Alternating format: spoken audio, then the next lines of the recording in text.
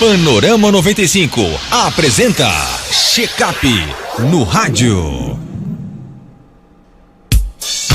Check-up no rádio hoje com o médico otorrino, Dr. Enio Lobo, né? Inclusive o nosso tema de hoje é livre, você pode mandar para cá qualquer pergunta da área de especialidade aí do Dr. Enio, que ele responde com muito carinho através do nosso WhatsApp 992053030. Dr. Enio, seja bem-vindo aqui ao nosso Panorama 95, bom dia. Muito obrigado, Marcos, bom dia a você, bom dia Geraldinho e bom dia a todos os ouvintes do Panorama 95. Enquanto as perguntas dos ouvintes não chegam, a gente poderia já iniciar aqui a nossa pergunta, que isso é uma coisa que eu entendo porque eu vivo e sofro com essa questão de sinusite. Graças a Deus, depois que eu comecei a adotar na minha vida, por exemplo, a questão do soro fisiológico, diminuiu bastante, né? Só que o soro por si só, por exemplo, é a certeza de que você nunca mais vai ter crise ou não? Um dia a crise bate à sua porta. Não, ele não garante certeza nenhuma de estabilidade. Ele dá uma grande ajuda, sim, é um grande contribuinte nesse sentido, mas de garantias ele não serve como uma fonte de garantia. O que acontece é o seguinte: quem tem rinocinusite alérgica, o nome mais correto é esse, geralmente não há uma inflamação isolada só do nariz. O nariz e seus paranasais, ou seus afaces, como é mais conhecido, são interligados. Um é continuação do outro. E raramente a inflamação de uma dessas regiões respeita a vizinha. Geralmente, quando o nariz inflama, também inflama os seios da face, ou os seios paranasais, que é o nome mais correto, e a isso chama-se rinocinusite. A causa mais comum é a rinocinusite alérgica. E como a alergia é uma doença inata, quer dizer, a gente já nasce com tendência a desenvolvê-la, é geneticamente pré-determinada, não dá para dizer que a gente vai curar um quadro alérgico. Estabiliza, trata e estabiliza, e dá para passar bons tempos afastado dessas crises. Agora, numa situação em que a pessoa tem exposição maior a alérgenos, por exemplo, a pessoa que tem muito contato com poeira, com pelo, com fumaça, com produto químico, há uma maior tendência que as crises se repitam. Nesse sentido, o soro se torna muito importante, porque à medida que a gente tem contato com o alérgeno e que lava o nariz, esse alérgeno é removido do contato da mucosa. Aquela substância que a gente inalou através da respiração e que está estabelecendo um contato com a mucosa, se a gente remove antes que ela desencadeie a reação alérgica, é muito mais benéfico ao organismo que isso ocorra. Então, por isso que a lavagem nasal frequente é importantíssima. Não adianta também a gente lavar só uma vez ao dia. Adianta, mas é melhor que lave com maior frequência, pelo menos 3 vezes, porque você está removendo aquela substância alergênica do contato da sua mucosa. Então, que seja realmente frequente e cotidiano. Todos os dias a gente deve lavar.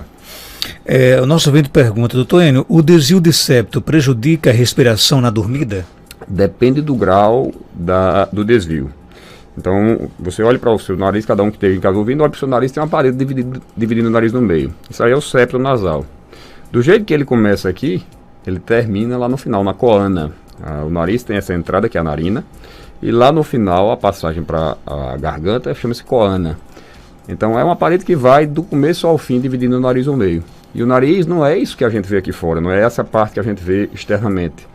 Para dentro do nariz ainda tem uns 2 tantos, o nariz que a gente vê aqui por fora é mais ou menos 1/3 só, a gente tem uns 2 tantos para dentro ainda. Então é muito comum que nesse trajeto ocorram desvios, a parede nem sempre é totalmente retilínea. Então depende do grau. Se o desvio for um desvio leve, não obstrutivo, ele não vai atrapalhar nada. Se for um desvio mais acentuado, que realmente obstrua a passagem do ar, ele vai atrapalhar sim. Doutor Enio, meu filho é operado das amígdalas, só que às vezes ele diz que a garganta está com gosto de sangue, principalmente quando ele força a garganta. E aí? Essa é uma queixa bastante comum em quem tem qualquer processo inflamatório das mucosas do nariz, seios paranasais ou garganta. Esse gosto de sangue nem sempre representa a presença de sangue realmente. O muco que é produzido dentro do nariz, na garganta e principalmente dentro dos seios paranasais, dos seios da face, ele pode mudar a constituição química. Quando ele fica preso por mais tempo, principalmente dentro dos seios paranasais, ele pode mudar a constituição química. E esse muco ele termina drenando para nariz e garganta. Quando ele tem essa mudança dessa constituição química, ele muda o sabor e muda o odor. Então muitas vezes ele simula aquele gosto de sangue. Parece com sangue o gosto, mas não é sangue na maioria das vezes. Em um processo inflamatório mais agudo, as inflamações mais fortes, pode inclusive ocorrer a drenagem de sangue através da mucosa, dos pequenos vasos capilares da mucosa, sangrar um pouco, sair aquele escarro misturado com sangue. Isso também pode ocorrer. Mas mesmo que sem a presença do sangue propriamente dito, pode ocorrer essa sensação do gosto de sangue por causa dessa alteração química do muco. Ok, me permita só, porque se eu me esquecer aqui de parabenizar hoje Dona Delmira, eu arranjo intriga também do mundo, né? Minha amiga Delmira, né? A mãe do Geraldinho está hoje aniversariando, né? Pessoa que quero muito bem, ela mora lá no bairro Paulo VI, né? Recebendo os parabéns aqui do esposo que tanto lhe ama, Geraldo, né? É o Geraldo pai, né? Do filho Geraldinho, a outra irmã Larissa, né? Da Luísa Helena, toda a família. Então, e de nós que fazemos aqui o nosso Panorama 95. Minha amiga Delmira, parabéns, que Deus te ilumine, viu? Dona Delmira, nossos parabéns também. Por ter felicidade para a senhora, saúde e paz, que é o que a gente precisa. Figura muito querida, viu? Tem mais pergunta aqui, doutor Enio. Minha mãe está com umas 3 aftas na garganta. Ela disse que queima muito. Será que isso é grave? Já faz uns 15 dias, né? E não resolve. Afta, em qualquer localização, ela incomoda bastante. Na garganta e na língua são os 2 locais da boca que ela mais incomodam. Então é realmente bastante incômodo. Agora não é tão comum que demore tanto. 15 dias para a resolução de uma afta não é muito comum que demore tanto. Então pode ser que ela esteja desenvolvendo aftas sequenciais, ela vai ficando boa de uma, aparece outra. Eu diria que é mais até provável que seja isso. E pode acontecer de uma afta mesmo demorar bastante tempo para ocorrer uma resolução completa do seu quadro. Então, nesses casos de demora, é bom procurar um atendimento médico, fazer uma avaliação do porquê dessa afta não estar evoluindo com a cura, que deveria já ter ocorrido, e fazer um tratamento específico para ela. Ok, tem mais pergunta aqui chegando, vamos ouvir para o doutor Enio Lobo. Bom dia. Bom dia, doutor Enio. Doutor Enio, eu queria saber se o Vick faz mal a gente colocar um pouco no nariz. Fã-clube dos Vick, e aí? O Vick, se você for ler a própria bula dele, aquelas orientações que tem na latinha do Vick, ou qualquer que seja a embalagem, ele vai recomendar para uso exclusivo na pele, não é para ser usado dentro do corpo, nas mucosas. Então, se o próprio produto diz que não recomenda, aí a gente não pode ir de jeito nenhum contra essa recomendação. Realmente não é indicado, não é para ser usado nas mucosas. Não use no nariz, dentro do nariz, não use na mucosa oral, não use em canto nenhum que não seja a parte externa do corpo. Quando eu fazia parte do fã-clube do Vick, né, entendi que eu usava no peito, botava no ouvido, né, cheirava o Vick, né, nada disso resolve. Nada disso resolve, ele pode dar um alívio momentâneo para alguns sintomas, mas não vai tratar doença nenhuma, na verdade. Então é só um paliativo e um paliativo fraco, digamos assim. Agora, como eu disse, para uso, quem que optar por usar, é proibido? Não, lógico que não. Mas que use como recomendado, somente na parte externa do corpo, na pele. Tem mais pergunta, doutor Enio. A sinusite é normal atingir só um lado do rosto? Não é que seja normal. O normal é não ter nem sinusite, né? O normal é a gente estar saudável e rígido. Mas é comum que o processo inflamatório atinja somente um lado. Eles são 2 lados totalmente separados. O lado direito e o lado esquerdo do nariz e dos seus paranasais são totalmente separados, eles não têm uma ligação direta entre si, a não ser que no final do nariz, que a coana por trás dá para a gente ter uma comunicação através dela, e aqui pela frente entre as narinas, mas no meio não existe nenhuma comunicação, nesse trajeto do meio não existe. Então é comum sim que aconteça uma infecção somente de um lado, não é raro não. Eu não diria que é o quadro mais comum, mas longe de ser raro. A gente vê aí, acredito eu, que quando tem uma infecção, uma sinusite mesmo, um quadro infeccioso, eu estimo pelo menos 30% seja unilateral. Então não é coisa rara de se ver não, é bem comum essa ocorrência. Tem mais perguntas? Bom dia. Bom dia, Marco, bom dia, doutor Enio, bom dia, Geraldinho, bom dia, ouvintes. Doutor Enio, aqui é Sérgio Moreno. Quando eu era adolescente, eu tinha uns 15 anos, eu tinha um problema no ouvido, era uma coceira imensa. Um dia eu me vi tão aperreado, eu botei água oxigenada no meu ouvido. E depois disso, melhorou. Melhorou, não tive mais nenhum problema de ouvido estourado, mais nada. Me responda aí a loucura que eu fiz. E essa loucura que o Sérgio Moreno fez? Meu amigo Sérgio, bom dia para você, bom dia para a família toda, são todos muito queridos aqui por mim. Bom, aí é o seguinte, a água oxigenada não há contraindicação que se use em ouvido. Pelo contrário, em algumas infecções, as infecções por anaeróbios, anaeróbio é uma bactéria que ela cresce melhor em meios em que não há a presença de oxigênio. E a água oxigenada, nesse caso específico de infecção anaeróbia, ela até ajuda no tratamento. Ela isoladamente não vai tratar. Uma infecção, se você usar só água oxigenada, não vai resolver de jeito nenhum o problema. Então, no caso de Sérgio aí, foi uma mera coincidência ter melhorado. Não acredito que tenha sido só o uso da água oxigenada que melhorou, não. Talvez ele tenha empregado algum cuidado extra, parou de cutucar, parou de molhar, que são coisas que podem ajudar muito mais do que o uso isolado da água oxigenada, que talvez tenha resolvido mais a situação dele. Mas não é contraindicado. O que é contraindicado é se automedicar, ficar usando sem saber o que é que está acontecendo com o ouvido, porque o ouvido, infecção dela, dessa região, ela pode ser do ouvido externo ou do ouvido médio. São dois problemas diferentes, com dois tratamentos totalmente diferentes. E com avaliação bem feita de um paciente otorrinolaringológico, sem que examine, porque são cavidades. O ouvido é uma cavidade fechada, não tem como você ver através de uma câmera externa. O nariz é a mesma coisa, a garganta é a mesma coisa, não, a gente não consegue ver através de um simples, a foto de celular ou do próprio câmera de vídeo. Então, nesse caso de Sérgio, especificamente, eu não acho que a água oxigenada foi determinante para a melhora dele, não. Mas é um produto que pode ser usado, sim, especificamente em infecções anaeróbias. Tem mais perguntas? Bom dia. Bom dia, Marcos. Bom dia, doutor Enio. Gostaria muito de uma ajuda sobre tosse. O que é mesmo que se deve fazer diante de uma tosse danada? E aí, doutor Enio? Procurar atendimento médico. A primeira coisa é essa. Porque a tosse ela pode ter causas muito distintas, muito ampla a gama de opções para causar tosse. A tosse ela pode advir do próprio pulmão, que é uma das causas mais comuns, um processo inflamatório do pulmão, seja alérgico, seja qual for a causa, a infecção, ela causa tosse, e aí o tratamento vai ser A garganta inflamada também pode causar tosse. Às vezes a pessoa está com uma tossezinha seca, não sabe o que é a garganta que está irritada, seja por qual motivo for. Às vezes é um quadro alérgico, uma faringite alérgica, às vezes refluxo, o ácido do estômago subindo e irrita na garganta, pode causar tosse também.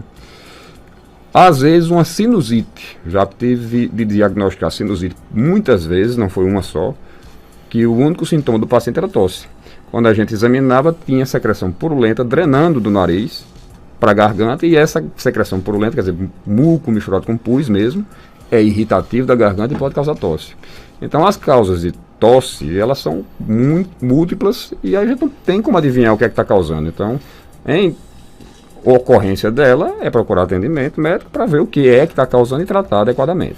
Abraçar aqui a nossa amiga Sônia. Bom dia, Marcos Dantas. Doutor Enio, falar para ele que estou ótima do ouvido, recomendo bastante, excelente profissional. Sônia Gomes, do bairro Vila do Príncipe, né? Que bom, né? Que bom, Sônia. Primeira boa notícia é que você está ótima, isso é muito bom a gente ouvir. E segundo, obrigado pelo elogio. Tem mais perguntas aqui chegando, vamos ouvir. Bom dia. Bom dia, doutor Enio. Doutor Enio, eu tenho um refluxo e durante a noite, na madrugada, eu sinto aquela gosma na garganta. Isso é normal? E aí, doutor Enio? Como eu disse há pouco tempo, o normal é a gente não sentir nada, é estar saudável. Mas para quem tem refluxo, esse é um sintoma bastante comum, bastante frequente. Essa sensação de secreção, principalmente quando está deitado, é muito, muito frequente em pacientes que têm refluxo.